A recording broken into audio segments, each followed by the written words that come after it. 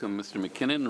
Mr. McKinnon is subbing today, and we're on the last day of our study on sustainable finance, which has been very interesting. And in the first hour, we have with us from the Department of Finance, Mr. Clifton Lee Singh, Director, Markets and Securities, Financial Stability and Capital Markets Division. We have also from the Department of Finance, Kathleen Rai, the Director of Pensions Policy, Financial Crimes and Security Division. And from the Department of Environment, we have Mr. Nicholas Barb, Director, Economic Policy, Sustainable Finance. So I guess we'll start with 5-minute opening statements.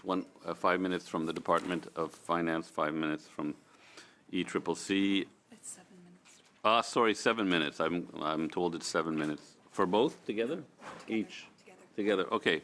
So we have 7 minutes together. That's, I guess, 3.5 minutes each, or if you do the math, but we're pretty flexible sometimes. So who will start? Okay, Mr. Lee Singh, go ahead, please. Thank you, Mr. Chair and members of the committee. My name is Clifton Lee Singh. 7 minutes for finance and 7 minutes for ECCC, I'm told. Is that what you understand? My understanding is that finance will share the 7 minutes, and our colleague at ECCC will help in responding to questions. Okay, so 7 minutes total. Yes. Okay, well, go ahead, please. Thank you. Thank you very much, Mr. Chair. My name is Clifton Lee Singh. I'm the Director of Markets and Securities Policy at the Department of Finance. I'm pleased to appear before you in support of the committee's study. In keeping with my responsibilities at the department, I will focus on the Government of Canada's efforts to develop foundational market infrastructure needed to scale up Canada's sustainable finance market. By infrastructure, what I mean is the tools and the frameworks to provide effective information to boards, managers, owners of companies in the real economy to help them make decisions about their climate-related activities. The public sector alone cannot fund the net zero transition, and it is vital to mobilize private sector capital to realize Canada's climate objectives. I'll speak about 2 important sustainable finance initiatives that the government announced at the October 9th UNPRI conference to promote financial and capital market transparency. The first is a plan to deliver a Made in Canada Sustainable Investment Guidelines, also known as a taxonomy. And the second is mandatory climate-related financial disclosures for large, federally incorporated private companies. On taxonomy, financial market participants need clarity and standardization, that is, a common language, about what economic activities and investments are considered green or transition. This is the purpose of the taxonomy. It is a set of criteria that are to be used to identify activities and investments that are eligible for a green or transition investment label. A Canadian taxonomy is expected to do, amongst other objectives, help close the confidence gap and that climate investments currently face. These could include financing delays, reduced levels of capital, higher costs of capital for these particular projects, and as well, the taxonomy would give Canada an opportunity to influence the global transition finance dialogue, particularly in the natural resources and agriculture sectors. Concurrent with the government's announcement to support funding for the taxonomy, the government released a backgrounder, which is a set of expectations for the development and implementation of this taxonomy. In the backgrounder, the government expects that the taxonomy would be developed at arm's length to the government. What we want by arm's length is to ensure that the taxonomy is developed and deemed to be credible and usable by financial markets, the real economy, and civil society experts. They will be consulted and help to develop the taxonomy. The taxonomy would cover both green and transition elements, unlike many of the other international taxonomies that focus just on green activities. And the purpose of this is to include transition activities to help mobilize financing to decarbonize these particular sectors. The taxonomy would categorize activities rooted in scientifically determined eligible criteria that are consistent with limiting temperature warming to 1.5 degrees Celsius. And furthermore, the development of the taxonomy would be based on several guiding principles, and these guiding principles draw from the recommendations of the Sustainable Finance Action Council, international organizations that have opined and worked on taxonomies, and international taxonomy precedents. For example, users of the taxonomy are expected to have net zero targets, to have well-defined transition plans, and use robust climate disclosure. The government, when announcing the backgrounder, identified certain sectors that the taxonomy would focus on, and these were chosen based on the level of green and our transition investment opportunities, the importance for decarbonizing the Canadian economy, and the economic significance of these sectors in Canada's economy. These are electricity, transportation, buildings, agriculture and forestry, manufacturing, and extractives, which include mining and natural gas. And lastly, the government expects the taxonomy to be a voluntary investment tool. It's not going to restrict continued private and public sector support for projects that are ineligible for a taxonomy label. The government announced that it would contribute funding for the initial phases of the taxonomy development, roughly 3 years, upon which it's expected that the private sector would take on the cost of maintaining the taxonomy. The Minister of Finance has the authority to select an external to government organization that will be in charge of developing the taxonomy. Work on choosing that organization is happening now. And as I mentioned, the taxonomy development is expected to take roughly 3 years, with the expectation that 2 or 3 sectors could be completed within the next year. Next, on climate-related disclosures, building on previous federal efforts to mandate climate-related financial disclosures for federally regulated financial institutions and federal crown corporations, the government announced that it intends to bring forward amendments to the Canada Business Corporation Act to enable climate-related financial disclosure requirements for large, federally incorporated private companies. The purpose, transparent and robust climate-related financial disclosures can ensure that the climate considerations are integrated into an organization's culture and decision-making. It would support investors, lenders, insurance underwriters, and other stakeholders in assessing and pricing climate risks and opportunities. This is going to help drive net zero aligned finance and investment decisions. Extending climate-related financial disclosures to privately held companies is consistent with other approaches being taken in other jurisdictions, including the EU, UK, Australia, and some US states. The government intends to launch a regulatory process to determine the substance of these disclosure requirements and the size of the private federal corporations that would be subject to them.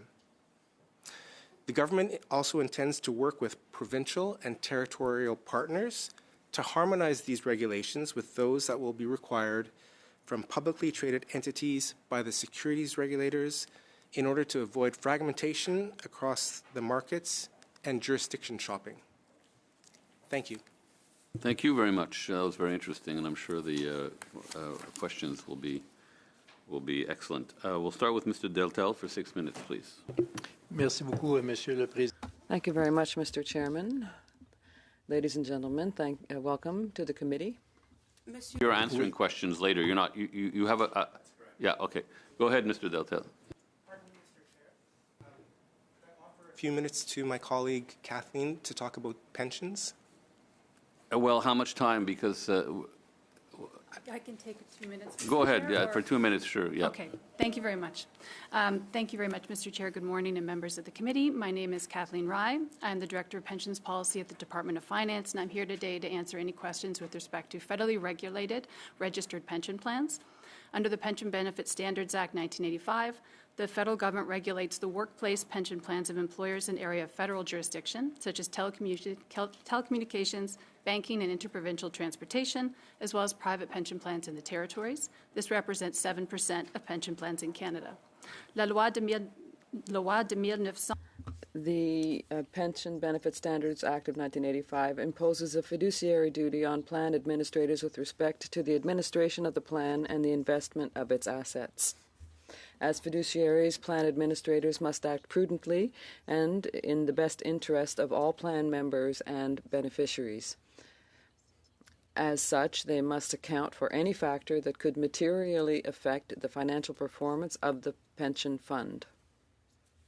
And expectation that environmental, social, and governance, or ESG, considerations should be taken into account when making investment decisions. The Canadian Association of Pension Supervisory Authorities, the National Association of Pension Regulators, recently released a comprehensive risk management guideline to support pension plan administrators in fulfilling their fiduciary duty and giving appropriate consideration to ESG factors. With respect to federally regulated plans, in Budget 2022, the government announced that it would move forward with requirements for disclosure of ESG considerations, including climate-related risks. Following consultations, the Department is working on regulatory amendments that will contain the detailed disclosure requirements. Thank you. Thank you very much. Alors, Monsieur Deltel, à vous la...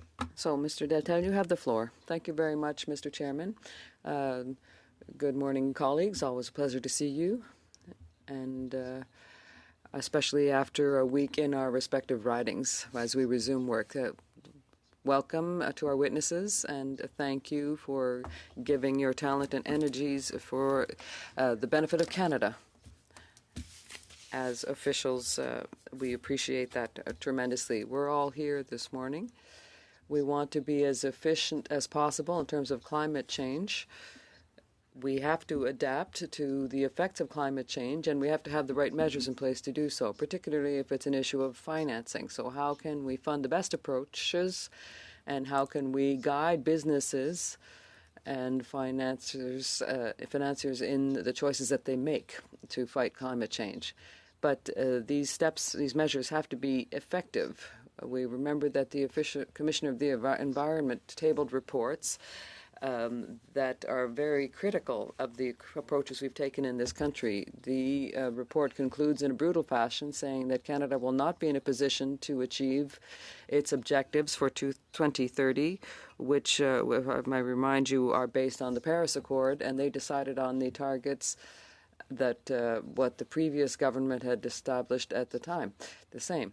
So, concluding from the Commissioner of the Environment's report that Canada has the worst record, and that's of all the G7 countries, so we're far from achieving our objectives.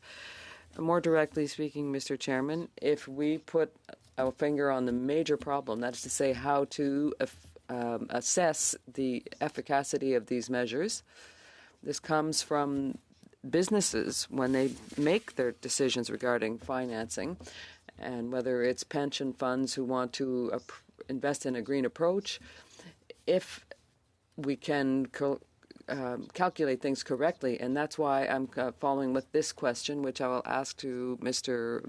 Barb, who works for the Environment Commission. The Commissioner said that the reduction of emissions by 2030 was not was more of a revision of the data that was used in the model. So, Mr. Barb, you're at the department. You have an important role to play. How can you explain, it's not us saying this, this is the Commissioner, that we have targets and that we are led to believe that we are achieving these goals, and then the Commissioner of the Environment says no, but the method of calculating them results has changed? Thank you for the question. Just perhaps to clarify, we all have different responsibilities at the department, and I work really in the terms of sustainable finance, so this is a question that's a little bit beyond my expertise, just to say that at the outset. What I can say is that we had a report on the emissions reduction plan, and that was published in 2023 at the end of the year, which indicated that we are on a target in terms of meeting our 2030 objectives, and that there's there's something missing. There's a little gap, if I can put it that way. As you know, the target really is 40 to 45% below our 2030 greenhouse gas emissions by 2030, and we're at about 36% according to my department's figures. So the gap that remains will be closed with other measures that we will use, and we expect that provinces and territories and Indigenous groups will also be making contributions to that. So what you said about the Commissioner's report in response to that question, those are the figures that we have as a department. I'd be pleased to ask the question of my colleagues who can give a more detailed answer to you. If I may, I'd like to go a little bit further, Mr. Barb. This is directly in line with what you are doing, and I explain. We're talking about financing here, and the financing of businesses, of the choices that institutions have to make when they're going to have environmental policies. So you have to recognize if those are effective or not. So we have said, or we've seen rather, in the Commissioner's report that the figures given are not there as a result of the government, but of changes that were made in the methods of calculation, and that's where it's not okay. We are all wanting to reduce pollution and greenhouse gases, but we have to have the right approaches.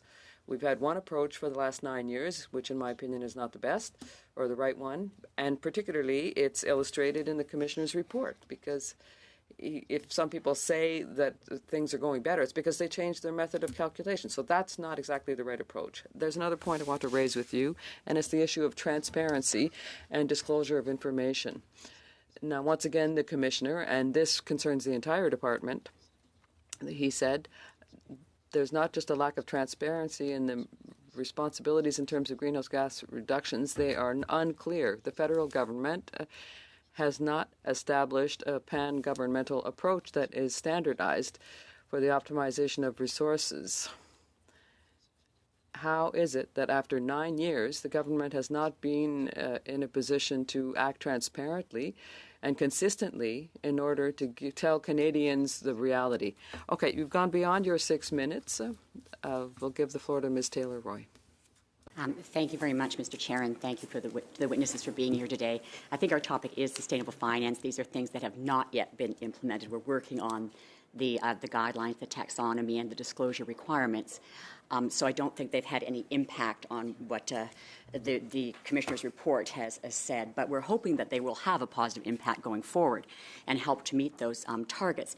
So I was wondering, we've heard frequently that putting in a taxonomy or disclosure requirements will not reduce emissions one bit. How do you respond to that? How will these taxonomies or these disclosure requirements help meet our targets? Because we know directly they don't. I mean, they're not. This is not the real economy. But how are they going to help us meet our targets? Then perhaps you could start, Mr. Barb, and then we could go to Ms. Rye or Mr. Leasing. Yes, happy to.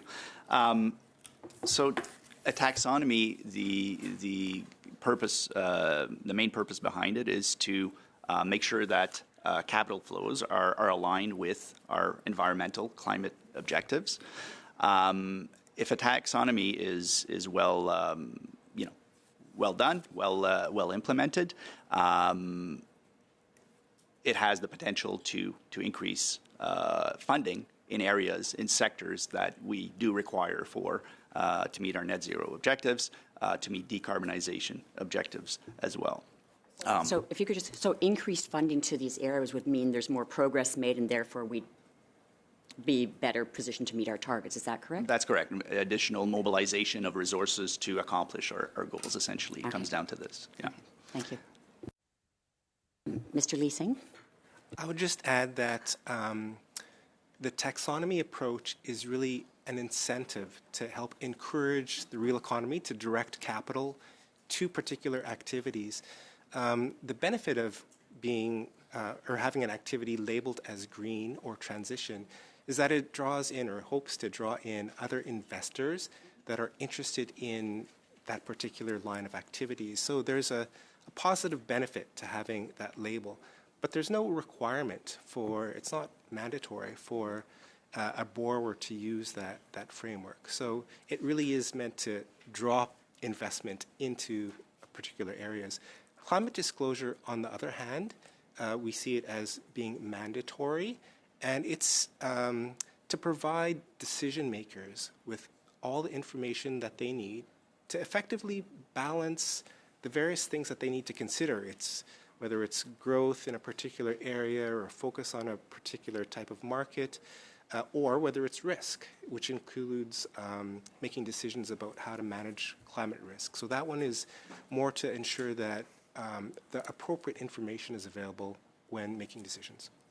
So neither of these things mean that people cannot invest in activities that may increase our emissions or increase pollution. I mean, people are still able to do that. Companies do not have to conform to or even conform to the taxonomy, and the disclosure is just disclosing what they're doing. It's not telling them they can't do something. Is that correct?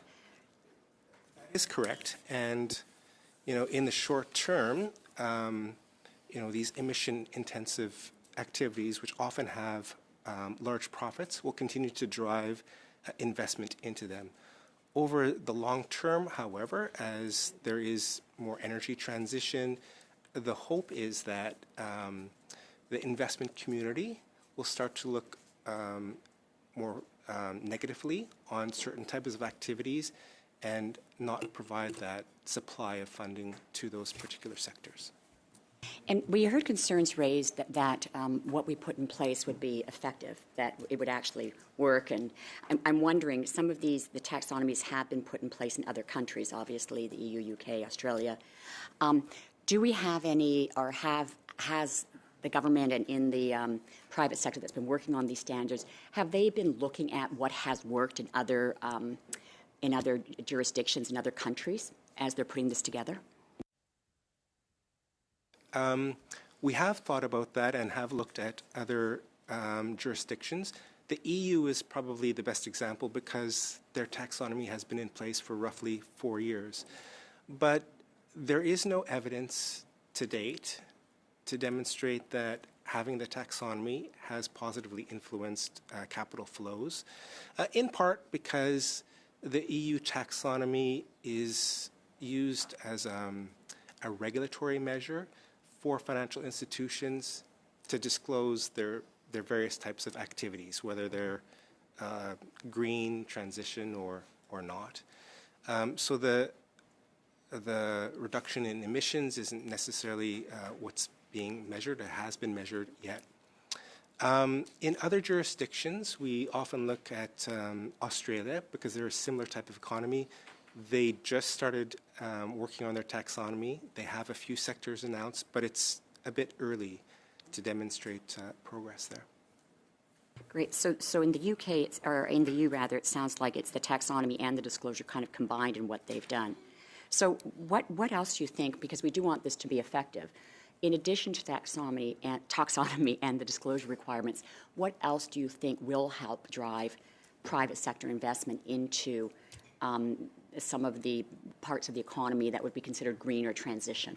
That's a big question. Unfortunately, our time is up, so maybe I'm sure the answer will come through maybe in response to another question. Madame Posé, à vous la parole. Madame Posé, you have the floor. Yes, that's a good question, but I'm going to go to my own questions. So, Mr. Delorme came to our committee as a witness, and he was a senior official at your department and the finance department for over 20 years. And he explained that his experience had convinced him that the state has to legislate in a more strict manner in order to give parameters to the financing. And he said the short-term private sector don't target the good in general of the aging population or the climate. So he spoke, therefore, about objectives that are public ones, and they won't be achieved if the banks, for example, regulate themselves. So if you have suggestions I think you have to twist their arms and oblige the banks to have plans. So does your department, observing all of this, you see this daily, what happens on the markets with Canadian banks, has the department started to draft real public policy and real legislation in this regard? Thank you for the question. I'm going to answer in English just so it's more clear. In my view, that the taxonomy and disclosure, as I mentioned, are really sort of foundational elements to help with information flow and decision making. I think what is required to adjust the mindsets of the real economy who work through the financial sector as intermediaries is to have climate policies in place to help direct that decision. So it's a little bit different from the sustainable investment initiatives that I'm talking about today. That said, OSFI, who is responsible for regulating the federal financial institutions, does have guideline B15, and what that does is it requires the financial institutions to manage risks related to climate, to report and disclose on that, but that really doesn't drive economic decisions from who those FIs are going to finance. It's really about prudential management. Je vous arrête là-dessus, justement, on parle de divulgation, tout ça. Bon, I have to stop you on that point because taxonomy, if that includes, for example, in its definition of products that are derived from natural gas, liquefied natural gas, for example, and such fuels, if the disclosures are voluntary, we're not going to make any progress either. Look, the financial system is at risk because of climate change. The Quebec Centre Environnement in Quebec said that we're at the risk of greenwashing here. So do your departments, both finance and environment, have you asked for rules on disclosure so that it is very clear that individuals, and consumers, and businesses can make a choice and in investments, and that they would have information that's clear about the impact on biodiversity and the environment? So, Mr. Barbe or Mr. Leasing? Maybe to be clear, you're asking about the disclosure of the financial institutions or the broader sector, including the users of a taxonomy? Dans le fond, la question, c'est est-ce que... In fact, the question is, are you, in fact, requiring banks, are they rules on disclosure that are clear so that the man in the street could understand when we're making an investment or we are receiving essential information on the risks to biodiversity and the climate, of course? My understanding is that OSFI has required financial institutions and other federally regulated institutions to mandatorily disclose on climate risks. They use internationally accepted frameworks, and it is my understanding that as the Canadian Sustainability Standards Board comes out with new disclosure requirements, OSFI will take a look at it to see how it could be applicable to FIs. So those are sort of standardized ways of reporting internationally, which will be brought to FIs.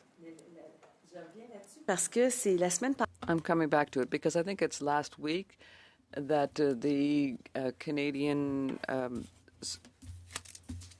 official markets, they were talking about transition bank plans of Canadian banks, and they said that they're not at all sufficient. And they're saying the same thing as some of our organizations. You're saying, yes, they'll be obliged to disclose, but it's not enough. So what do we do? Oui, je peux prendre la question. Merci. Oui. I could take the question. First of all, just to clarify, there are several, what my colleague Clifton was saying earlier, in terms of taxonomy and disclosures. It hasn't yet being developed. So just to be clear on that point, we don't have the final result on the taxonomy for the moment. Is an exercise underway. Cliff mentioned it's going to take a bit of time in order to arrive at the standards and the definitions. So there's a bit of a void right now. I'll start to interrupt you there. If I understood correctly, the financial institutions are obliged to show to have a certain level of transparency, and each institution does it in their own way. So now we're looking for clear rules that would apply across the board. Is that right?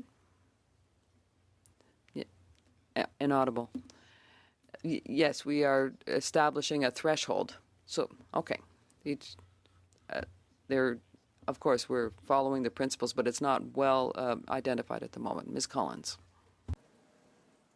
Thank you, Mr. Chair, and I want to thank the witnesses for being here. I have a number of questions about the taxonomy, about pensions, about disclosures and transition plans, but I just wanted to maybe start off, because Mr. Barb, you said something in your response to one of the other questions that maybe was lost in translation, but I just wanted to double check. Did you say that you think that we are on track to meet our targets?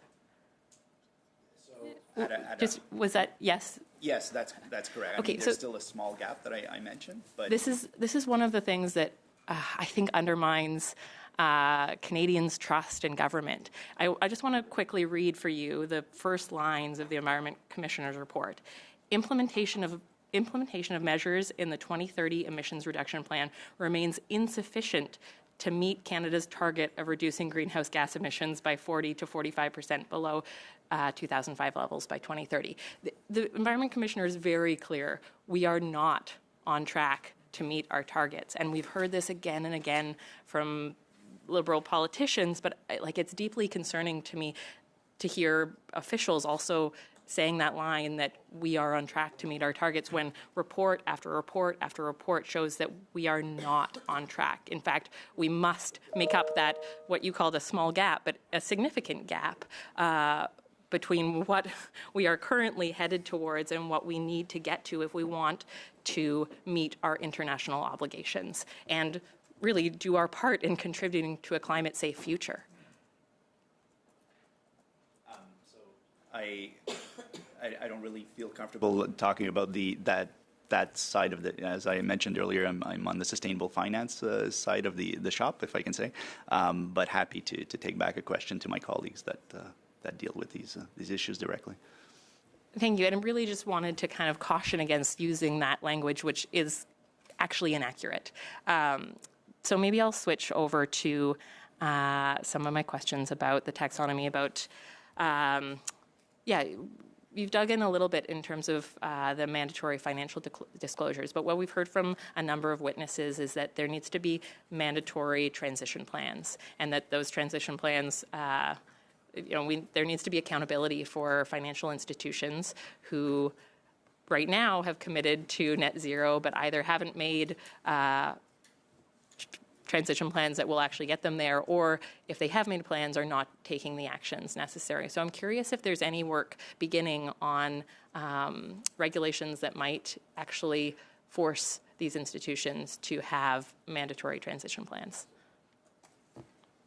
For the question. First, I'll start by saying that the way that the government has announced the development of the taxonomy is that it would be done at arm's length to the government, so that there would be an external to government. And sorry, just to clarify, the taxonomy is going to be kind of this voluntary piece, and I'm talking about if there's been conversation, any work started on pieces outside of the taxonomy, in particular the idea of this mandatory transition plans. Right. So one of the things that the government announced as expectations for users of the taxonomy, of course subject to how the external to government party develops this, is that the users would be expected to follow certain things, which could include having transition plans developed. And this is in line with the recommendation of the Sustainable Finance Action Council. So what we could envision is that anybody that wants to use the taxonomy needs to come prepared. They have to have thought about, net zero transition plans. they would have also have had to think about robust disclosure and things like that. And it would be the expectation that those transition plans would have to be Credible. credible, so that investors that will see that label will recognize and understand and maybe agree to the transition plan being put forward by the borrower. Thank you. And my next question, this is for Mr. Hai.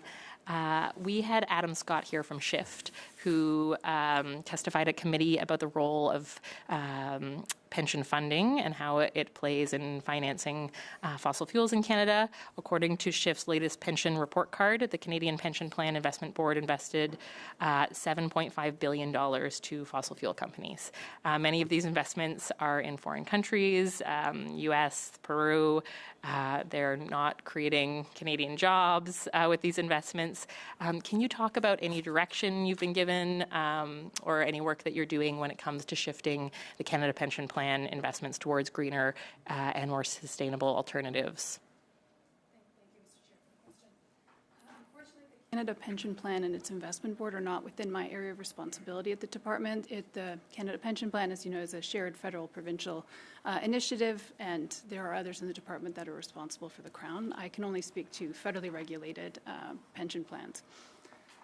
Would you mind having some of your colleagues follow up in writing? Certainly. Okay, great. Can you talk a little bit about who's being, and this will be back to you folks, who's being consulted when it comes to climate finance policy development? Very briefly, you have about 10 seconds. In terms of consultations, we did consult with other jurisdictions internationally. We consulted with financial institutions and other government departments as. Could you follow up with, just because we only had 10 seconds, so if you could follow up with a list of the folks who were consulted, and I'm interested in civil society, interested in the institutions as well as. We'll get that in, please, Mr. Leasing, and we'll distribute it to the members. Mr. Mazier, we're going to make this a 3-minute round, so you have 3 minutes.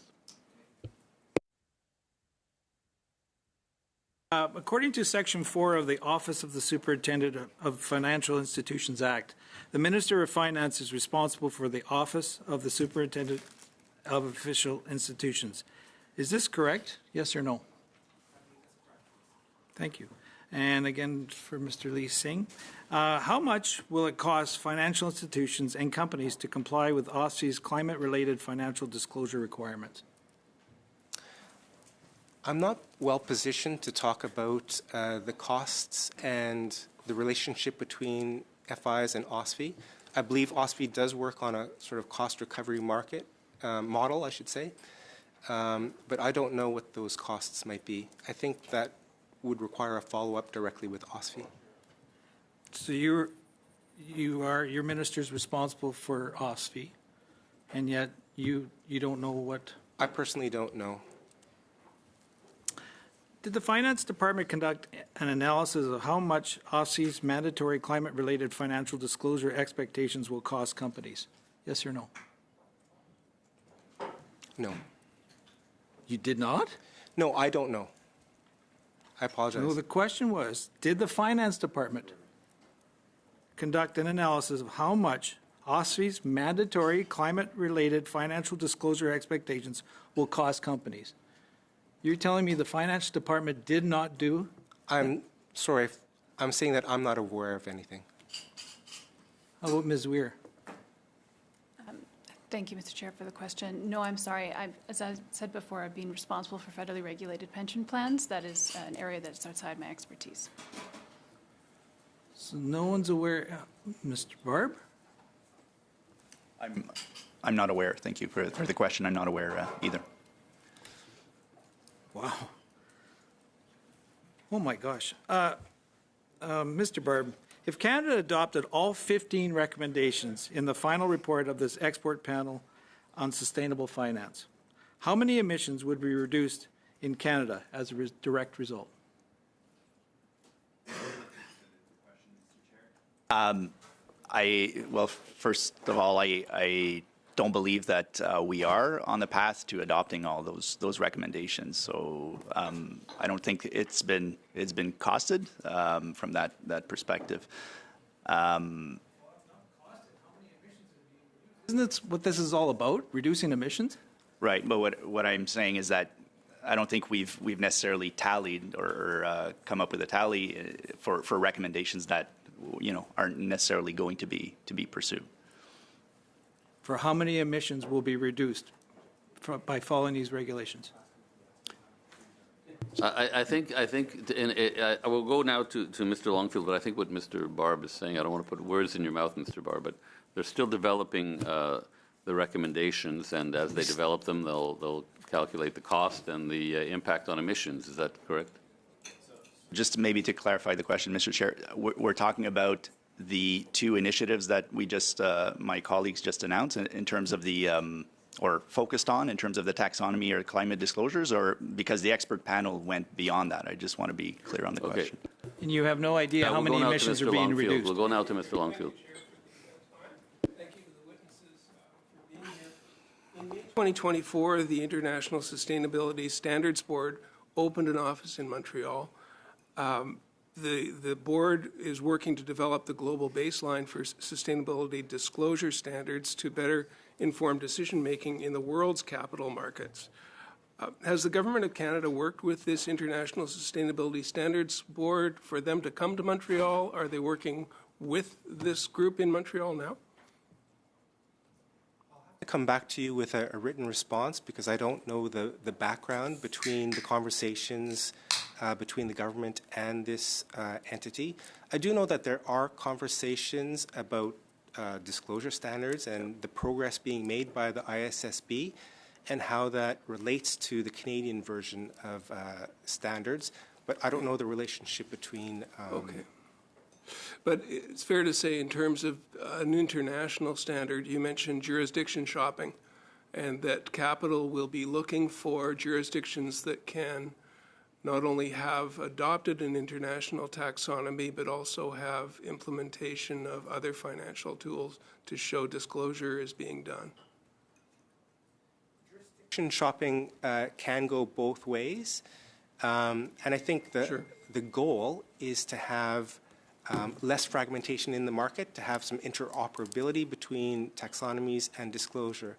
But in terms of jurisdiction shopping, often it goes in the opposite direction. You have people that are hoping to look for funding in markets, and they want the least level of regulations or requirements to be able to do so. Right. And having internationally accepted standards or Canadian province-wide with the federal government standards in place will help reduce that fragmentation. Great, thank you. And we've heard some questions around the 2030 goals. That initially we had a 30% goal of reductions of over the 2005 numbers. We're now at about 36%. We've become more aggressive and in line with the science to say 40 to 45% is the new target that we are working towards. I think we adopted that in April 2021. As we see the forest fires and the climate change impacts, how flexible does this need to be? Is this something that we need to review in terms of a taxonomy, whether the science lines up with current targets? Mr. Burt? What I can say, again, it's not necessarily my area of expertise, but what I can say is that the legislation that was introduced, the Canadian Net Zero Emissions Act, forces greater ambition over time. So there is a process in place. And this committee actually did a study on that, and it was good to see it adopted. So this committee should be aware of that. Thank you. Thank you. Thank you, Mr. Longfield. Madame Posé, pour 1 minute et demie, s'il vous plaît. Madame Posé.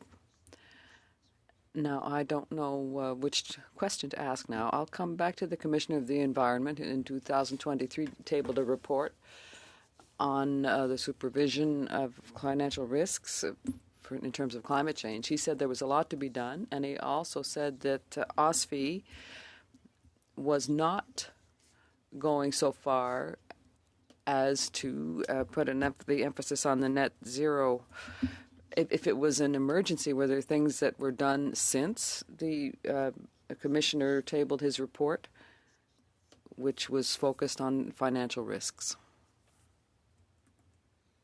That question.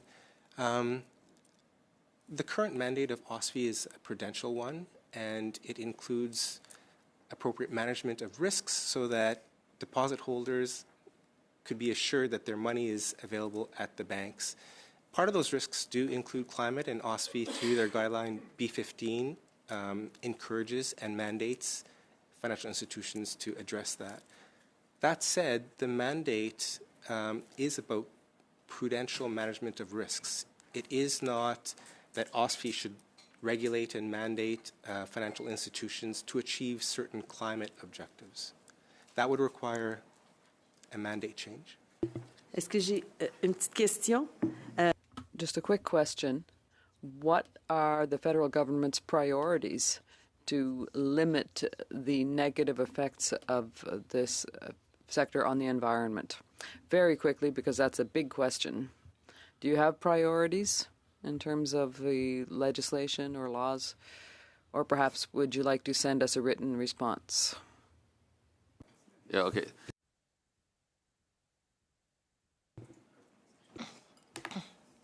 Thank you, Mr. Chair. One of the things that we heard from witnesses and for those organizing and advocating for sustainable finance regulations is that Canada has been kind of behind other countries. Clearly, the EU is ahead of us. There are 40 other countries who have sustainable finance regulations.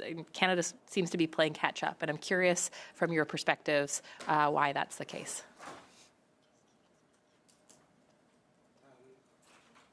The case that timing is essential. There is a risk that capital flows don't get to where they need to be. There's risks of greenwashing, and so timing is really essential. I think one of the challenges in Canada is that we face a different type of economy than in other jurisdictions. We have a large natural resource sector, and those are often high-emitting sectors. And so it's taken some time to find the right balance, to have conversations with stakeholders about what the taxonomy should be.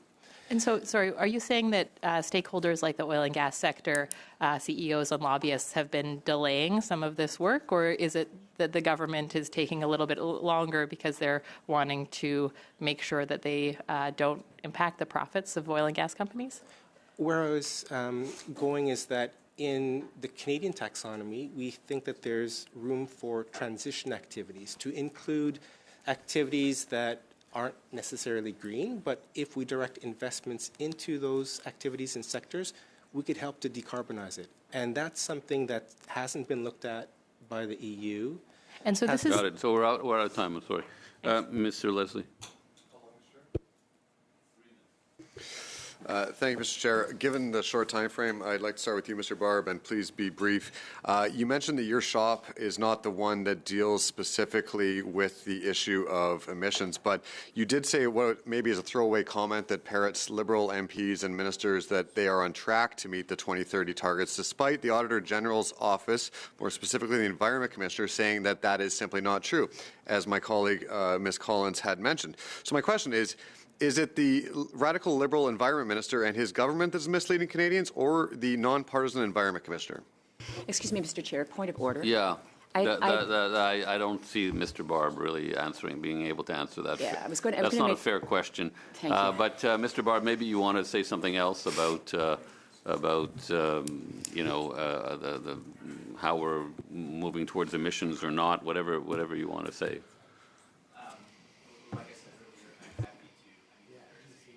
A question, I'm happy to take it back to my the climate change branch. Righty. Now, each of you, I believe, at one point or another mentioned the real economy. Could you tell me what the real economy is, and is this system designing a fake economy?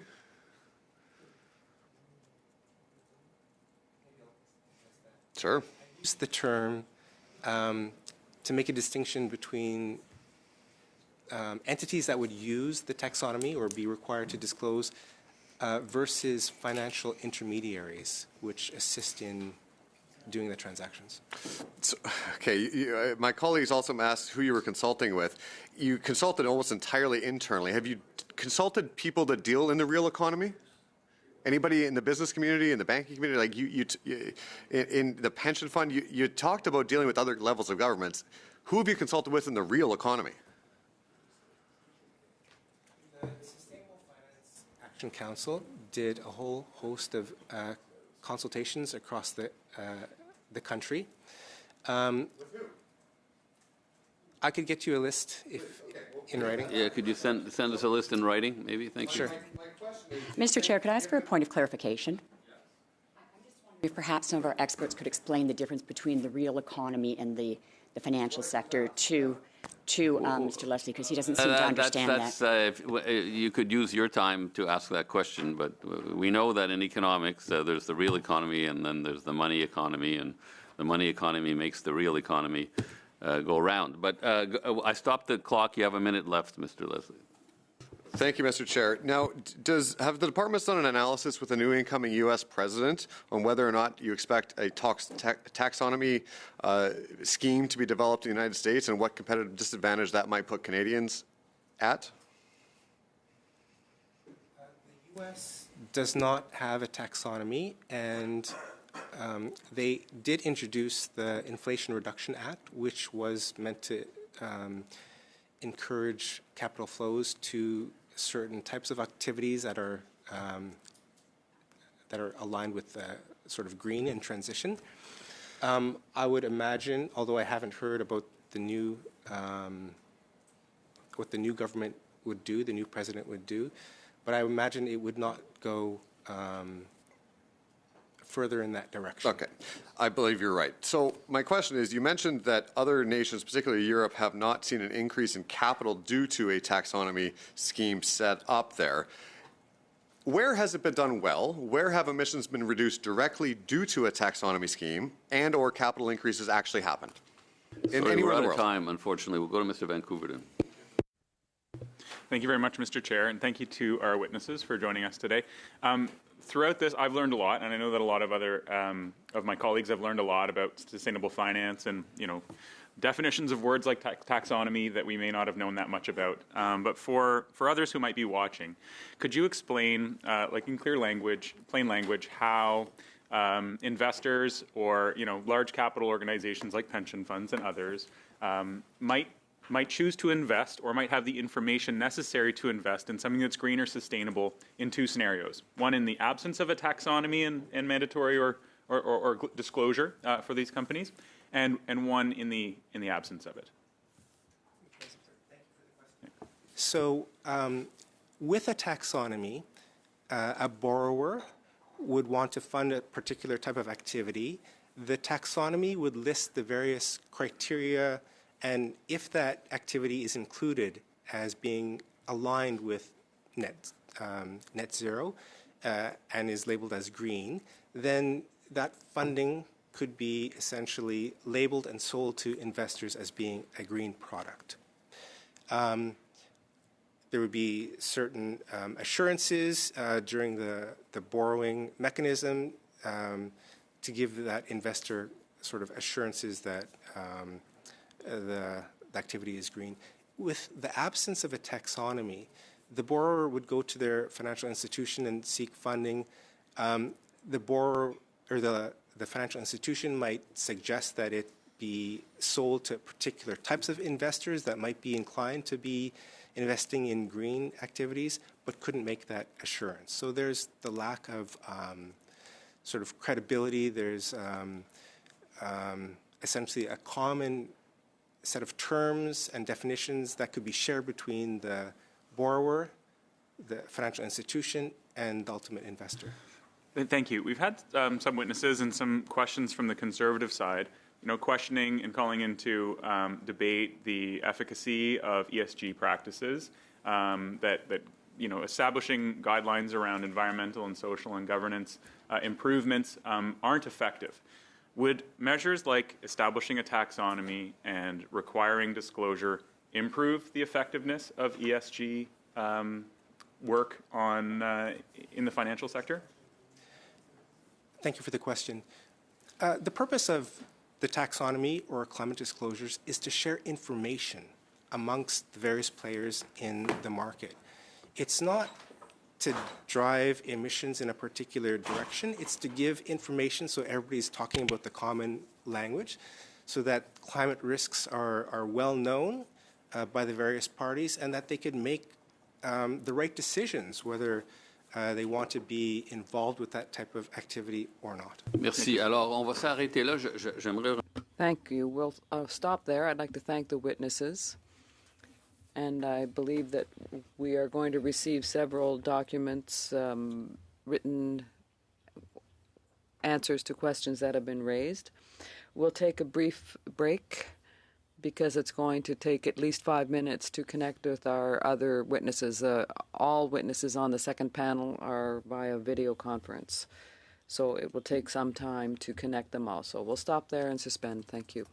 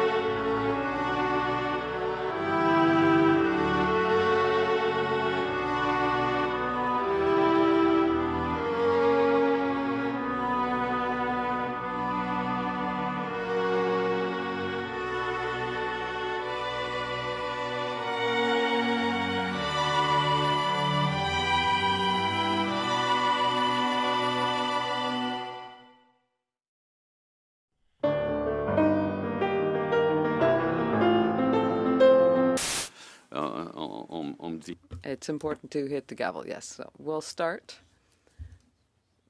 with 5-minute presentations for each of the witnesses. I'll start with Ms. Lindsay Walton, who is the Director, America's Responsible Investment Ecosystems, with the organization Principles for Responsible. Thank you, Chair, and good afternoon, honorable committee members.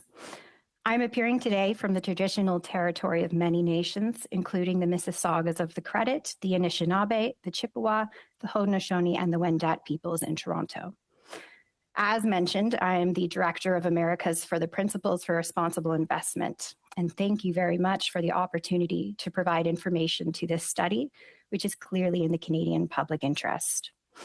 For close to 20 years, the UN-supported PRI has been the world's leading proponent for responsible investment. We work with our global network of signatories comprised of over 5,000 institutional investors and financial organizations who are signatories to the principles. These investors are based in 100 countries across the globe, collectively managing over 120 trillion US dollars. There are approximately 240 signatories headquartered in Canada, which include the major Canadian pensions and the asset management arms of the major banks. PRI's 2024 to 2027 strategy sets out a vision for a global financial system that rewards responsible investment, operates within planetary boundaries, promotes human rights, and achieves equitable societies.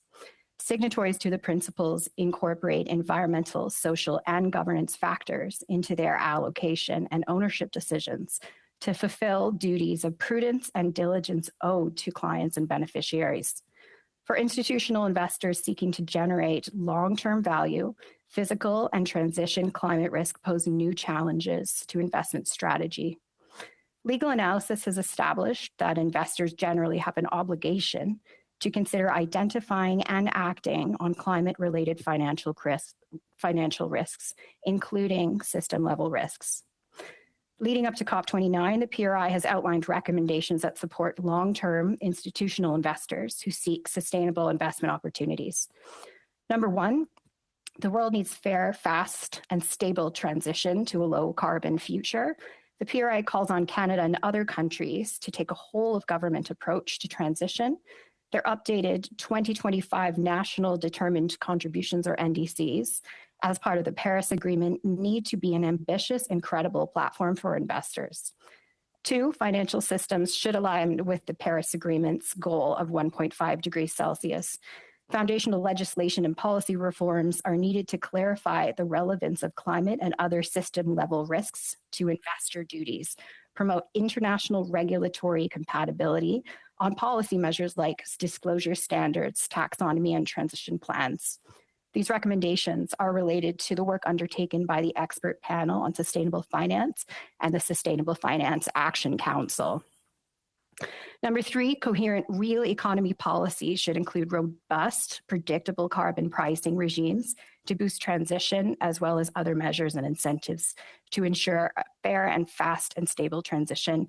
And lastly, number four, scalable blended finance to enable capital to flow to sustainable solutions in emerging markets and developing economies. Each of the countries in which our signatories operate take their own approach to transitioning their economies to meet their sustainability targets on climate change mitigation, restoring nature, and protecting human rights. Financial policy, corporate practice policy, and real economy, climate policy, and regulation all work in tandem to maximize the universe of assets aligned with a climate-safe future and to address systemic risk. This approach can create a positive feedback loop that accelerates the transition. Globally, we see concrete reforms in many areas of financial systems addressing climate change and nature. The PRI's regulation database, which documents financial, corporate, and real economy policies which support, encourage, or require responsible investment practice, shows that since 2014, across jurisdictions assessed, the variety of policy instruments has increased with the introduction of taxonomies, investor due diligence requirements, etc. In the same period, The number of policies that reference the Paris Agreement has increased from 33 to surpass 200 out of the 379 entries in our database. The number of regulations that support the economic transition has also grown. It has quadrupled as a percentage of policies assessed. This has increased from 41% in 2014 to 60% of our policies in 2024. There's also an increased focus on regulations which support governments to drive economy-wide transition towards a sustainable future, recognizing that the financial sector alone cannot resolve system-level sustainability-related risks. Over the course of these hearings, the committee members have already heard about the incredible financial risks and opportunities that climate change poses for Canada and the global economy. The government has projected it needs upwards of an additional $115 billion annually to meet its climate targets.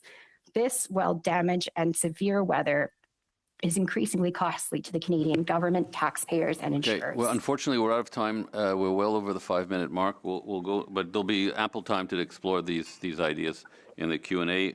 Nous passons maintenant à Madame Alice Chipot, générale du. We go to Alice Chipot, Chief Executive Officer for the Regroupement pour la responsabilité sociale des entreprises. You have 5 minutes. Good morning. Thank you very much for inviting me today to speak to a subject that, in our opinion, is shared, and the energy and climate issues we all care about. First of all, I would like to confirm one point that seems key to me, which is it's a heresy to believe that we will be able to change our practices only by improving the information that's available. This idea that the economic stakeholder just needs good information in order to make good, reasonable choices that will be reasonable or useful collectively, and that will allow that person to change the trajectory of climate change. We need to have a framework that is constraining, that is limiting. We need to have comparability of information provided by the big banks and businesses. But we also need a system that has sanctions in order to rectify this trajectory. I wanted to speak more specifically to you with a report that we published, which is one on the approach, in fact, that banks have with their own clients and in their portfolios. We wanted to test how sturdy these are and what their transition plans are. Last year we were interested. We looked at a pool of 23 banks. There were Canadian banks, the major ones included, but also European ones and American banks.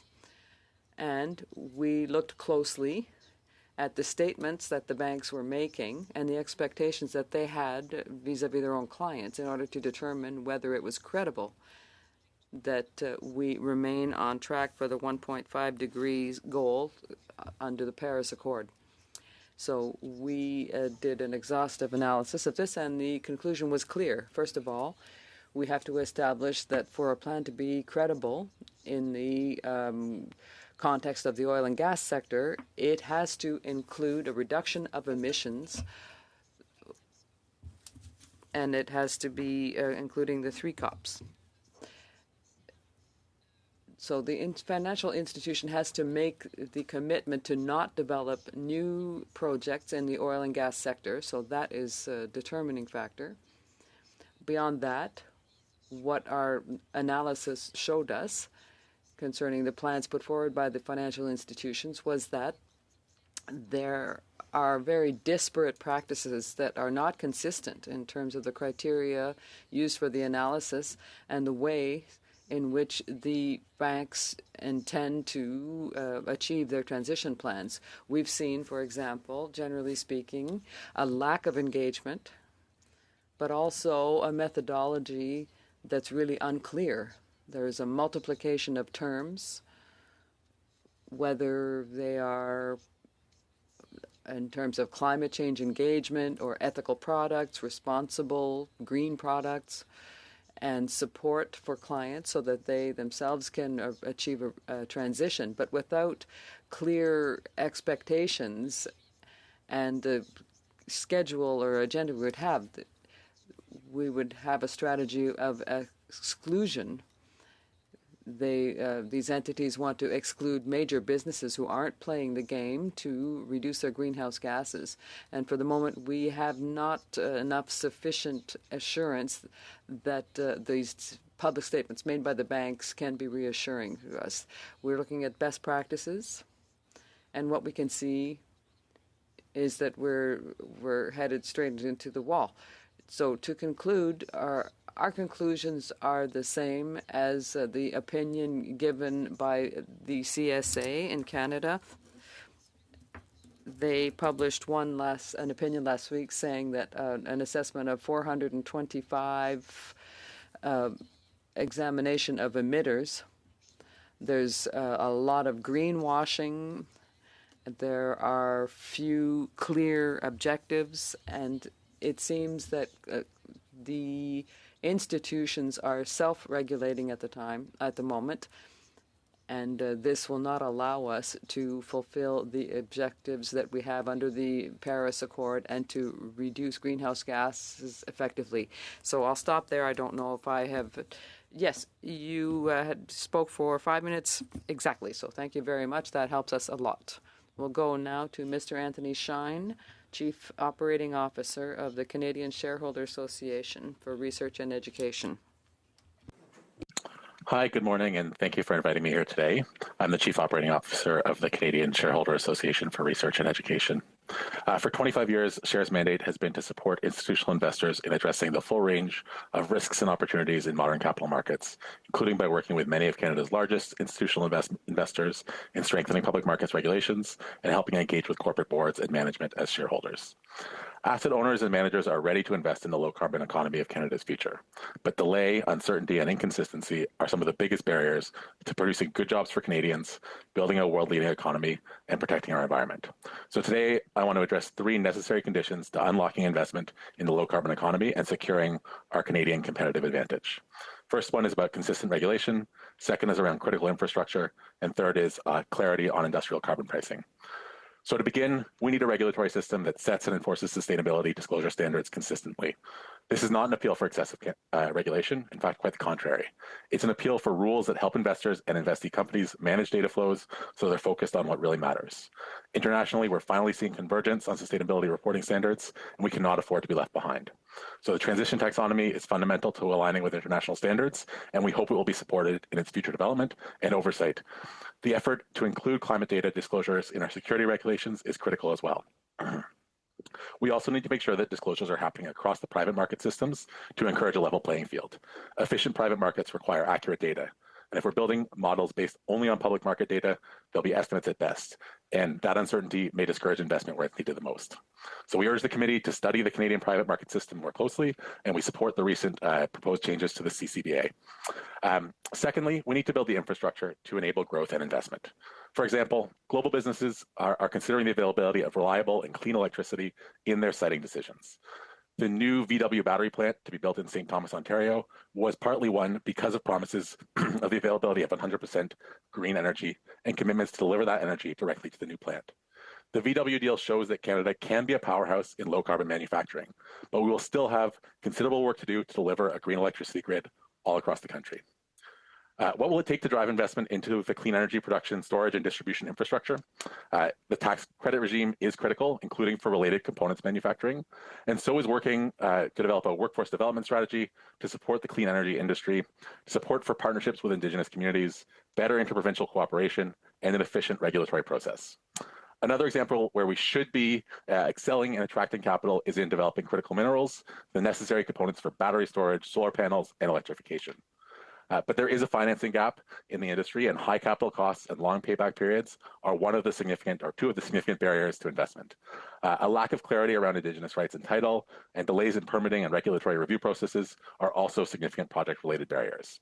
So governmental support is needed to address these identified barriers and to grow our competitive advantage. Finally, we need clarity on industrial carbon pricing. Whatever one may think about the consumer price, the industrial price plays an outsized role for both emissions reductions and for investment decisions. Promoting certainty in the continuance of the pricing system and in pricing schedules beyond 2030 will help to set investment and credit values for new projects and enterprises and spur investor confidence here in Canada. And we need a lot more final investment decisions being made in Canada's favor. In each of these three areas, I can't emphasize enough the importance of acting early, decisively, clearly, and consistently. Our economy is changing now, whether we like it or not, due to technological change, innovation, market forces, and geopolitics.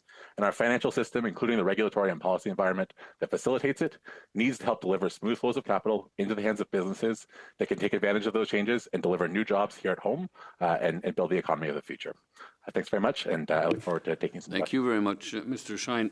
We'll go to questions now. We have a fourth witness who hasn't joined us yet. If he does join us, I'm going to interrupt between rounds of questioning and have him present his opening statements. But we'll see what happens there. So we'll start with Mr. Cram for 6 minutes.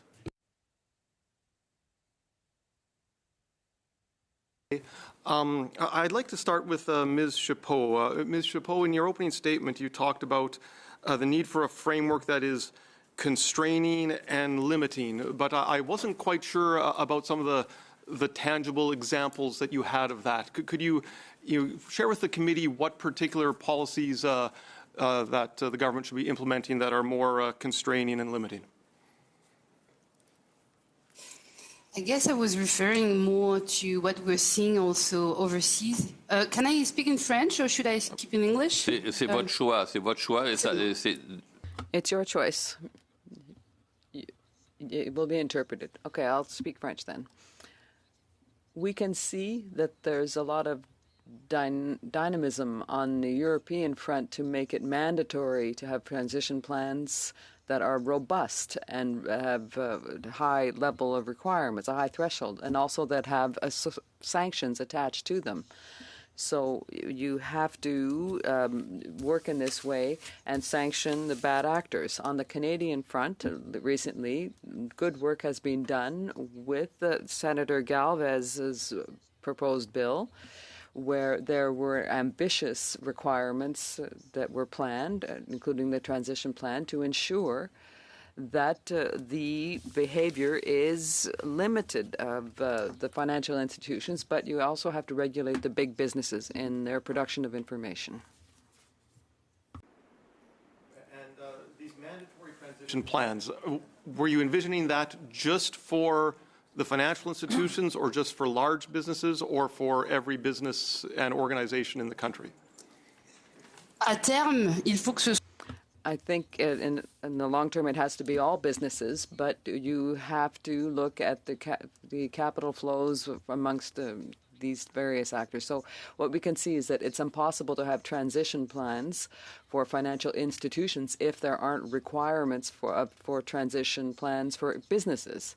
It's a question of consistency along that whole line of decision that are taken. So it would have to be a mandatory practice for all of the industries that have to be in the expectation. So it's both financial institutions and investors, but also big businesses and ideally small businesses as well, with an adapted framework perhaps taking into account the size of the business and the nature of the business. The mandatory transition plan for every business in the country. Has your organization come up with an estimate to the cost of businesses or governments to implement such an idea? Nous n'avons pas fait. We have not taken that step because with this transformation of society that's required, other actors will have to, or stakeholders will have to make an effort to clarify what inaction will cost us. I think we have more to lose financially as human beings by not making the necessary efforts rather than trying to improve transition plans. So I think the cost analysis is not a secondary issue, but we have a lot to lose if we're not ambitious. Okay, but to date, neither you nor your organization has come up with an actual dollar value of each option. Is that correct? That's correct. Okay. Has your organization come up with an estimate of the emissions reductions from implementing such a proposal? I could send you maybe more information. We have been like looking at different frame of analysis from the best one used in international level, and they have done. There is different type of quantification, but I can't give you this right now. But if you're interested, we could. Oui, let si you vous know. pourriez nous envoyer ce document. Yes, if you could send us that document or those documents send them to the clerk, we will ensure that they would be distributed to all members of the committee. Okay, thank you. Maybe I'll shift gears now to Ms. Walton. Ms. Walton, you also talked about disclosures and taxonomies and transition plans. Were you imagining an optional or a mandatory system of taxonomies and disclosures and transition plans? Typically, an optional towards mandatory would be the approach. The problem with voluntary disclosures, for example, is that folks don't disclose. So that would have to be a pre-step towards mandatory. Mandatory disclosures that were implemented. Were you envisioning for every business in the country, or just the financial institutions, or just large businesses? Ultimately, every business in the country, yes. Typically, you would start with the larger businesses, the public businesses, large private financial institutions. We're already seeing a number of these sorts of requirements come through OSFI right now. Up with an estimate of the total cost for a mandatory system for every business in the country? I don't have an estimate for that, but I do think it's important to consider that cost. I think it's important to consider the cost of all potential scenarios. I don't think business as usual is an option to keep going the way we are. Okay, thank you. So the cost of being left behind. I'm sorry to interrupt you, but we have to. We've come up to Yes. To the end of the time allotted. We'll go now to Mr. Ali.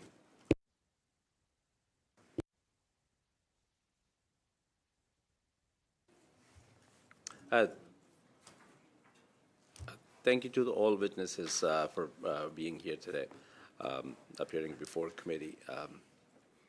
My question is to Mr. Shine.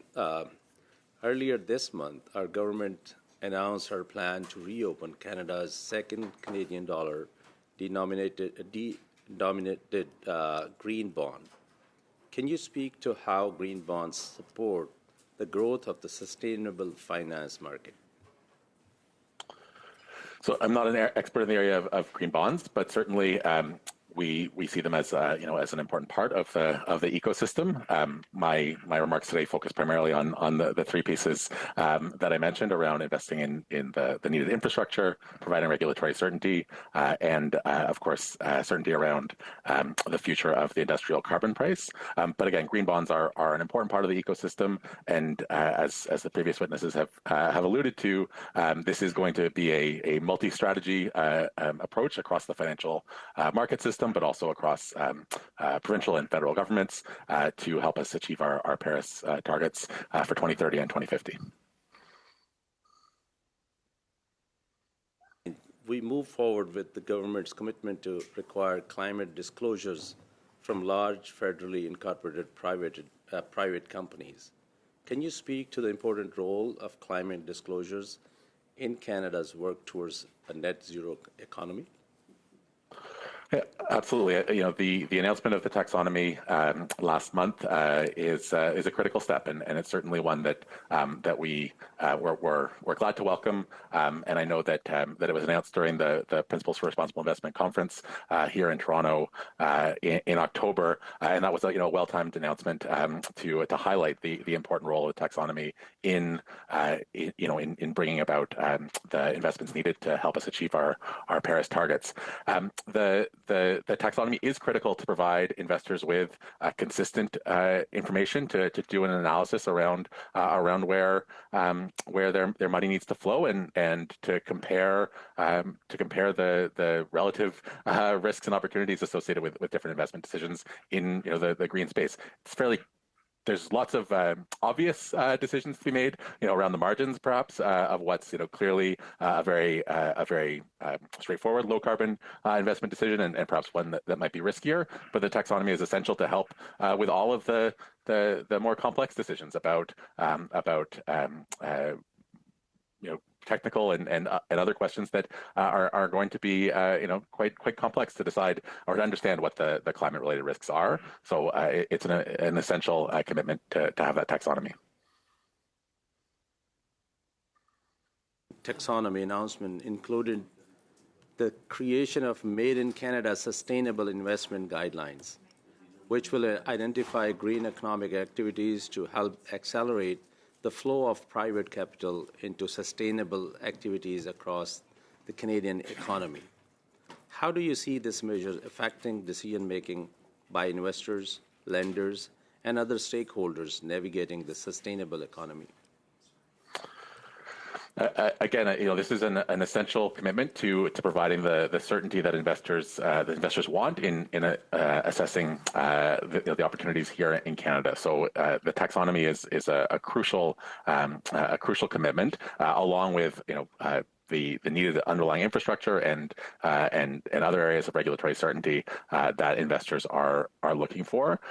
We do need public action, but we also need significant private investment to help us achieve our 2030 and 2050 Paris goals. And so the taxonomy will help investors who have set their own climate targets, and many large asset owners in Canada and around the world have set their own reduction targets, and they need to have consistent, clear information to assess whether or not they're on track. As a pension plan or other asset owner that has said they will meet a particular reduction target by 2030, they need information to measure their progress against those goals. So it's a crucial commitment from this government. Largest banks have joined the Net Zero Banking Alliance, a global initiative of banks committed to aligning their lending and investment portfolios with net zero emissions by 2050. Could you inform the committee what the goals of this alliance are? Can you expand on a concrete measure banks have taken to meet this target? And how are the banks held accountable for the commitments made through this alliance?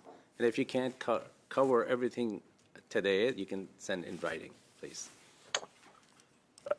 Perhaps my colleague Lindsay would like to speak to that a bit, but I'm happy to offer a couple of comments if you like. Lindsay, I don't know if that's allowed to defer. Yeah. Sure. We have about 30 seconds. Thanks, Anthony. I can't speak to the Net Zero Banking Alliance in particular, but I can note that for any of these types of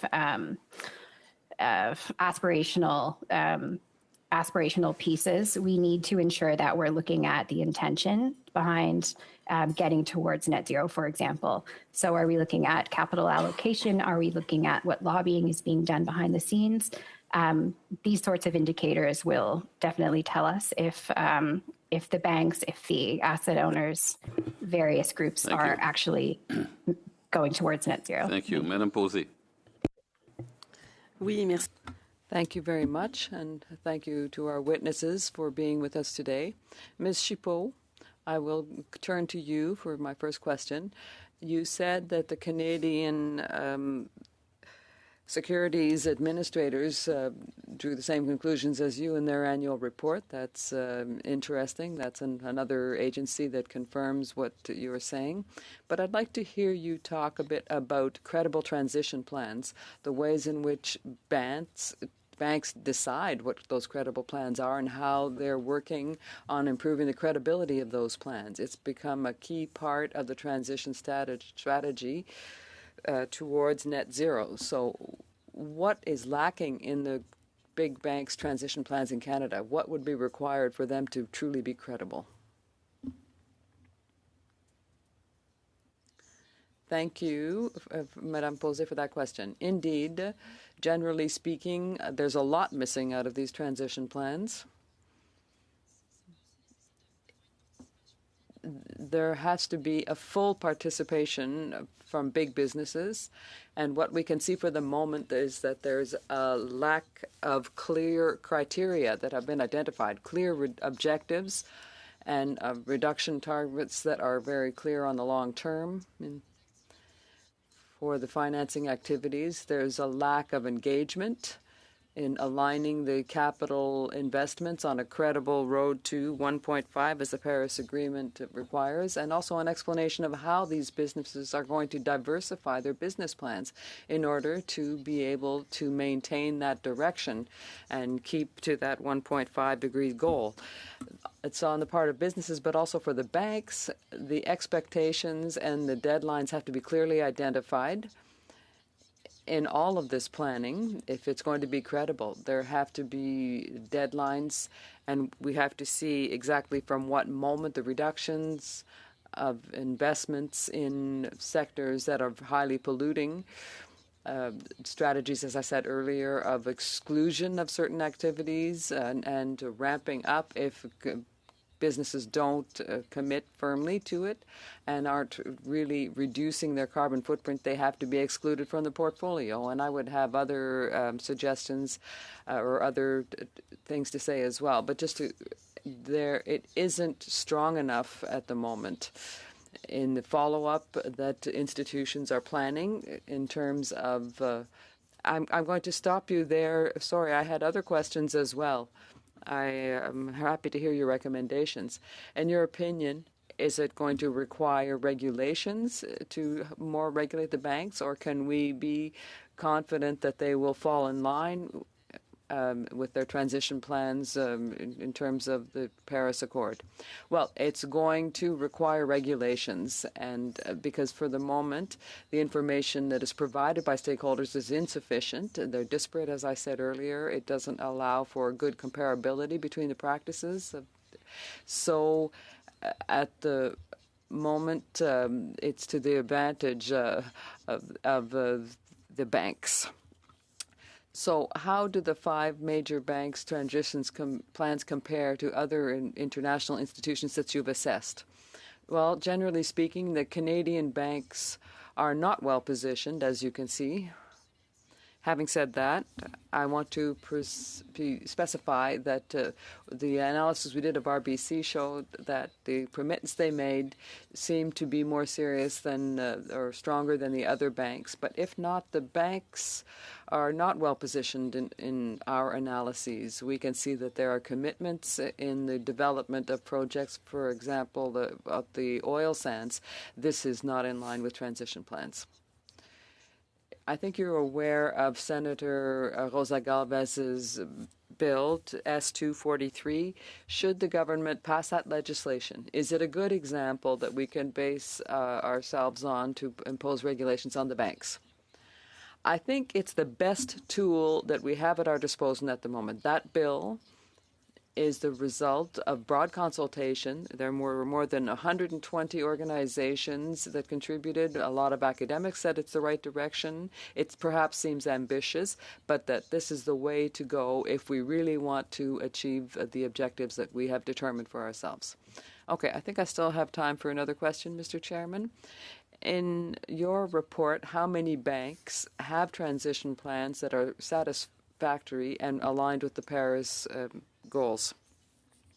The only bank that seems to have a credible transition plan is the NatWest Bank, and a plan that was sufficiently complete in terms of its methodology and information, and that we could see that they were committed. But the other banks were lagging behind, and particularly, as I said, the Canadian banks. And now we're talking about commitments, not true practices. Even their commitments aren't ambitious enough. Is it a problem of disclosure? Well, it's a problem of disclosure, yes, but I think it's also quite simply a problem of lack of ambition, if I can say that. Yes, quite. I have 10 seconds left? Yes. All right, I'll stop myself there. Thank you, Mr. Chairman. Ms. Collins. Thank you, Mr. Chair, and I want to thank all the witnesses for being here. And maybe, Ms. Chaput, you we're just talking about a lack of ambition, and we've heard here from expert witness testimony, but also in investigative reports that 1 in 5 board members of the banks in Canada also serve on the board of fossil fuel companies. Can you talk a little bit about this conflict of interest and how that connects to the lack of ambition that we're seeing in the big 5 banks here in Canada? Oui, tout à fait. Maybe I can do that in English, but just to say, like, we have to look at the ambition and the numbers the bank are giving themselves, but we also have to look at the practice in terms of the organization. So as you said, we are seeing a lot of overlap on the boards between the bank and the big company, pétrolière and gazière. And this is going to stop, for sure, the ambition, because you have like 2 caps at the same time, and this is not a good practice. In other places around the world, you can have these ces deux positions. And also, it goes back to the analysis of the lobbying. In Canada, we have, I think, a problem by encadrer des pratiques de lobbying. So all those elements are, in my mind, a big reason why we have a hard time getting meeting the ambition we should have in front of the urgence of the situation. Thank you so much. My next question is for Mr. Shin. I wanted to ask about industrial carbon pricing or large emitter trading systems, the output-based pricing systems. These are doing the bulk of our emissions reduction. Between now and 2030, this is the policy that is going to be most effective in driving down emissions. We've heard from the Conservative leader kind of an avoidance of answering whether or not he would cancel the industrial carbon price, saying in Parliament, actually, there is no industrial carbon price, but there clearly is a federal backstop to this. Can you talk about the importance of maintaining and actually strengthening the industrial carbon price here in Canada? Well, thank you for the question, and absolutely, it is one of the most powerful levers that we've seen so far in making progress towards our 2030 goals, which, as I know you spoke about earlier today, we're not quite where we need to be. We've got a ways to go to be on track for 2030. But the industrial carbon price is doing a lot of that needed heavy lifting. And I know that one of your previous witnesses, Jonathan Arnold from the CCI, spoke extensively around this, and I would refer back to some of the research that the CCI has published on this. But the emissions reductions from industrial carbon pricing is critical, and certainly we need clarity about what the path between here and 2030 is, and beyond 2030, what the pricing regime will look like. Around the world, countries are making progress, and Canada, risks being left behind if we don't set clarity and have commitments that can outlast any one parliament or any one political party. And it's really clear to me that this policy is vital if we have any hope of meeting our climate targets. It's going to be 40% potentially of our emissions reduction plan is relying on the industrial carbon price, these kinds of systems. Can you talk about the other side of that, just the kind of business uncertainty that comments from the Leader of the Opposition, but also Jenny Brine, talking about cancelling the industrial carbon price? Certainly. We work with large Canadian institutional investors who are thinking long term, who are investing for the long term, and they get a bit antsy when we're seeing a lot of uncertainty in the marketplace, a lot of uncertainty among policymakers, and start to look at where they can put their money that will be more stable and won't be subject to quite so much political back and forth. So providing a level playing field, a fair framework for investors to lock in for 5, 10, 20-year commitments around building or making investments in Canada is crucial. I mentioned the the lag we're seeing in some cases around critical mineral extraction and the opportunities that are there in Canada, and some of the barriers to be overcome there. One of them is that the upfront cost of developing critical minerals mining are huge, and the payout might not come for 10, 15 or more years. So we can't have money locked up in projects like that, where we're likely to see wild swings and back and forth in the regulatory environment. So all of that makes investors more cautious and look for opportunities elsewhere. And it's a big world. There's a lot of places where companies can invest, where Thanks. I do have a question for Ms. Walton, but Mr. Chair, how long do I have? 15 seconds. Okay, I will do it in the next round. We're moving to the second round. And as for the first panel, we're going to limit ourselves to 3-minute turns. And Mr. Leslie for 3 minutes. Thank you, Mr. Chair. Ms. Walton, I'd like to start with you. You mentioned earlier that you had a hope that, or perhaps a need that we move away from voluntary towards mandatory. In your sense, or from your organization's sense, is it that the government would agree that ultimately we need to move beyond voluntary towards mandatory and, as you mentioned, expanding that to all sizes of business eventually? Sorry, can you repeat that? Earlier you mentioned the need to move from voluntary to mandatory and the need to have all size businesses be disclosing. In your view, in your engagements with the current government, is it their belief that we need to move from voluntary to mandatory and then beyond that from large financial institutions to all size businesses? Well, it's my hope. My understanding from the government is that they're looking at large private corporations and that the securities administrators are looking at public.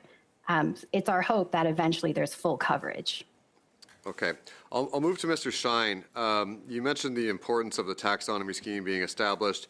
If it wasn't to be implemented in Canada, how much do you think emissions would rise in this country? And in turn, if it was, what is your assessment of the decline in emissions directly due to this scheme?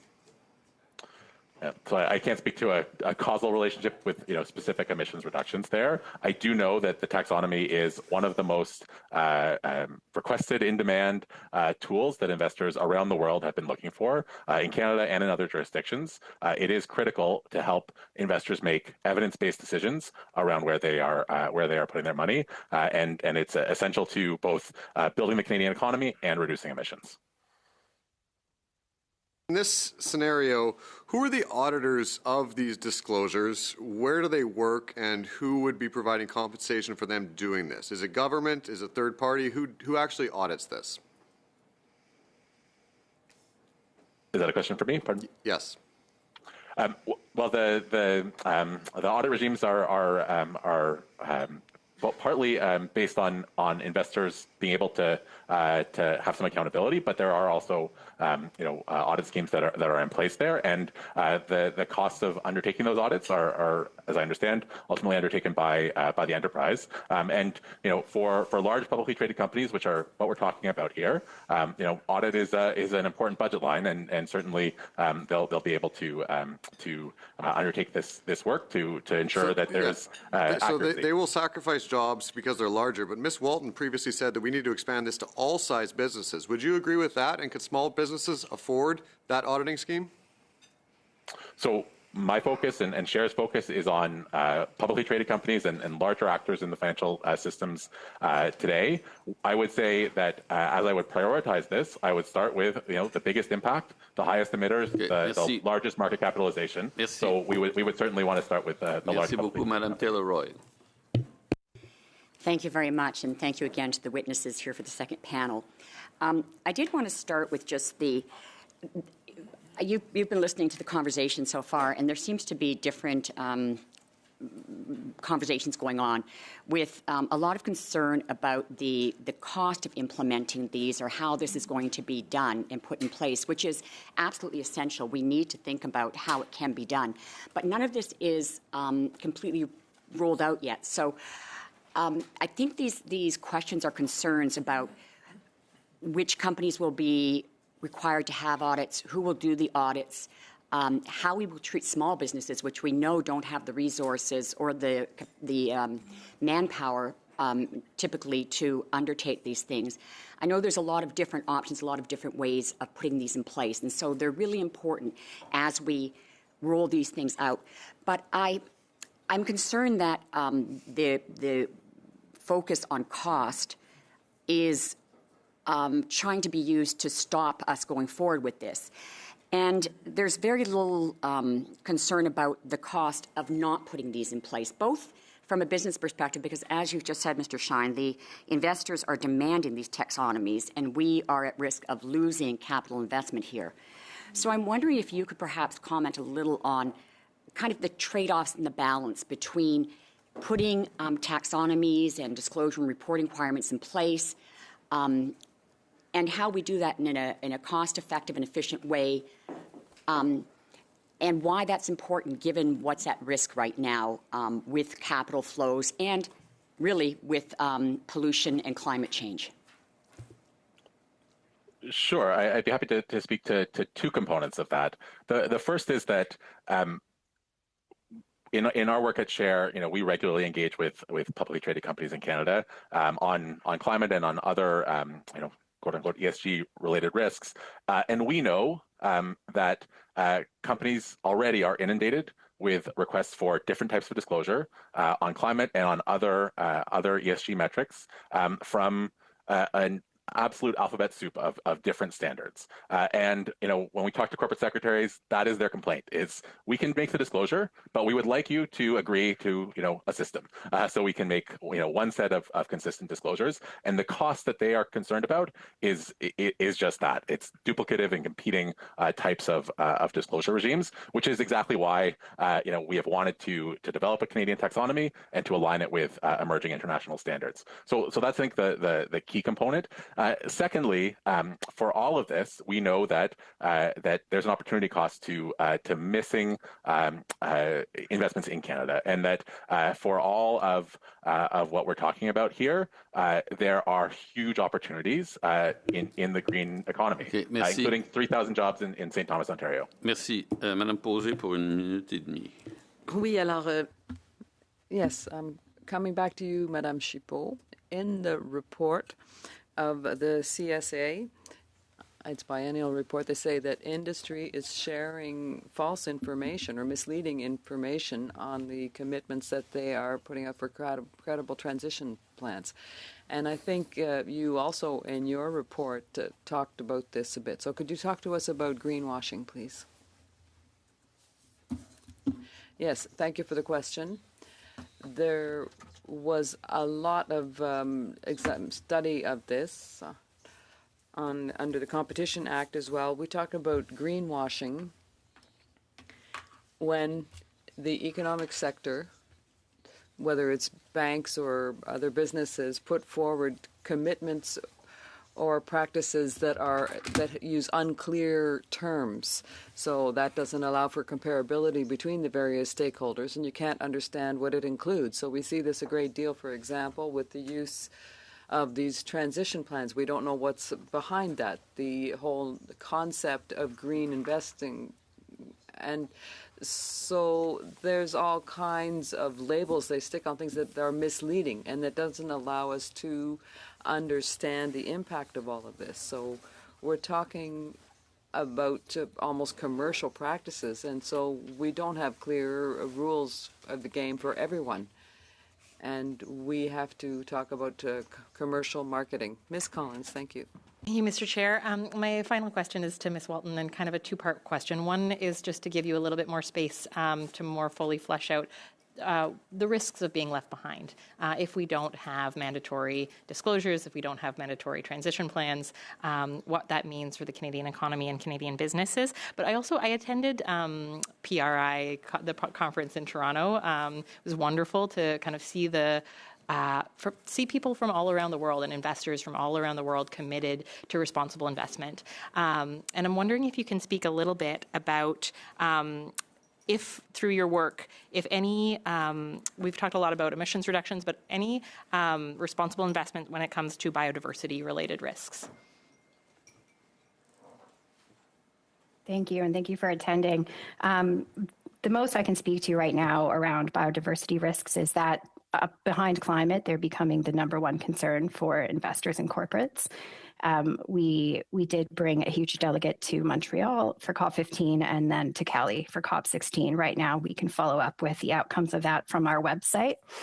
In regards to your second question, I think the risk of being left behind is a huge one in Canada. Through some studies that we've done, Canada is one of the lowest regulations for ESG around the world. We've brought a lot of international investors to the table with government organizations to explain that if Canada doesn't move ahead with things like mandatory disclosures for at least large businesses, with the taxonomy, it is becoming more and more uninvestable because, yes. Thank you. Mr. Deltel for 3 minutes. 3 minutes? Yeah. Thank you, Mr. Chair. Alors, bien le bonjour, Monsieur. Good afternoon to the witnesses. Thank you for coming to the committee. I'd like to ask Ms. Chipot some questions, somewhat like my colleague, Madame Poza.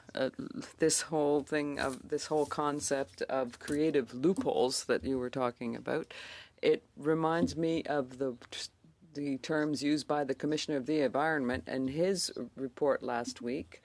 He talked about the lack of transparency and the responsibility for reducing emissions, and they remain unclear for federal organizations, and they were not able to show the efficiency of these measures. So, Ms. Chipot, I'd like to hear you on the importance of having figures and data, information that is correct, confirmed, in order to be able to make enlightened decisions. Yes, quite so. You've already summed it up nicely, but I think even from the perspective of the markets and the different players, we have to have fair, clear rules for everyone so that the right stakeholders will be involved, but also that we be in a position to really understand who the bad actors are and at what level. Is it in terms of the methodology? Is it the ambitions? So long as we have these creative loopholes, we can't separate the wheat from the chaff. So we need to be able to see clearly with all of these stakeholders what they're doing. Who is benefiting from what's unclear? That's always the issue. You used the word methodology, but once again, I think you were very careful in reading the Commissioner to the Environment's report. He talked about methodology as well.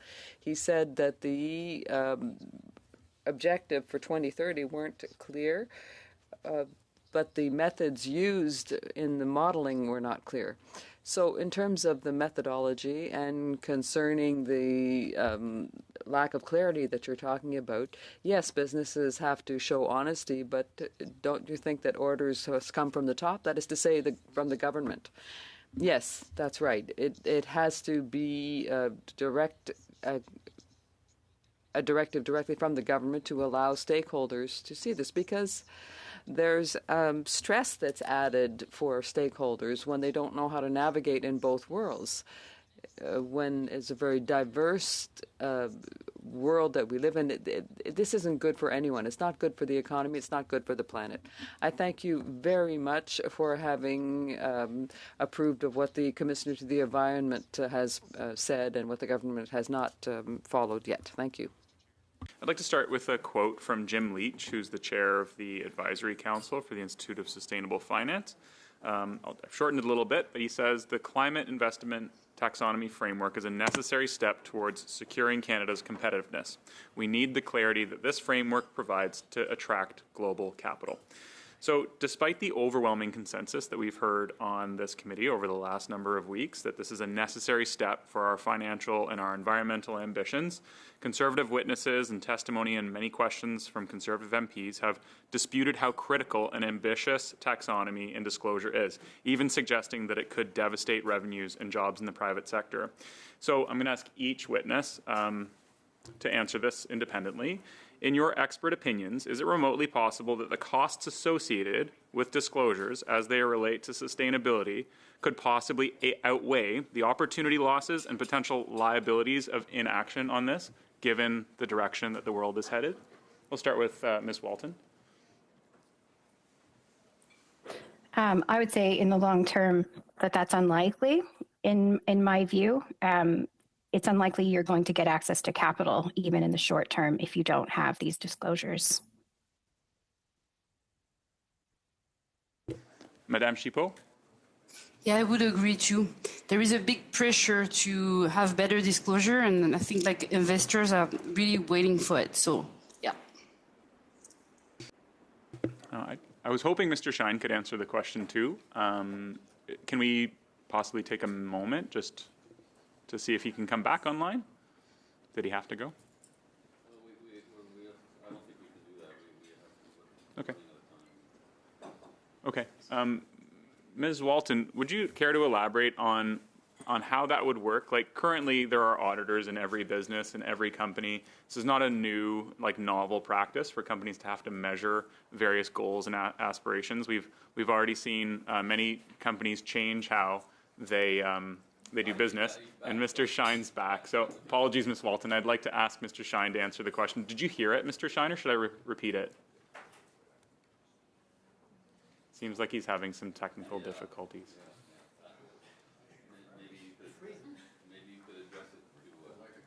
Well, I'll ask it again, Mr. Shine, in the hopes that you might be able to provide at least a written response if you can hear me.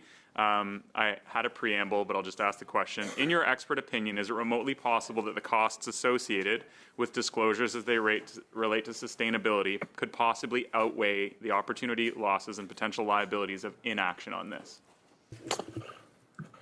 Certainly, I think the cost of inaction is nothing to dismiss, and so certainly I did miss a bit of the back and forth there, but we see the cost of doing nothing as very significant, and you know there is a real risk of Canada being left behind in the economy of the future. Parfait, merci. Ceci met un terme à... Thank you. This brings our hearing to a close. We will work on a report that will flow from this most interesting study on climate impacts related to the Canadian financial system. Thank you to the witnesses for having been here today. It was a good conversation. Were good, nice exchanges, and so on that note. Schedule meeting on Friday. Will the clerk be already reaching out to all of the witnesses for the proposed meetings to establish them on the set date? Which Friday? Meetings? There's so many meetings in that motion. All of them, I guess. Yeah, well, we'll be working on that. Yeah, Madame Posey. Yes, I just wanted to add, Mr. Chairman, that given that indeed we have wrapped up the hearings on sustainable finance, can we send, you're always asking what we would like the report to look like, can we send you some of those suggestions by email? Inaudible for the interpreter. Tous les travaux qu'on s'est... All the work that we have for the weeks before us for the weeks ahead, we are indeed going to have to make some decisions regarding what we're looking for from the members and set some deadlines as regarding suggestions that we'll need. So I'm going to sit down with the analysts and the clerk tomorrow morning, and we'll see. We'll try to target the objectives. You've seen everything that's in the motion. So thank you to everyone, and look forward to seeing you on Wednesday.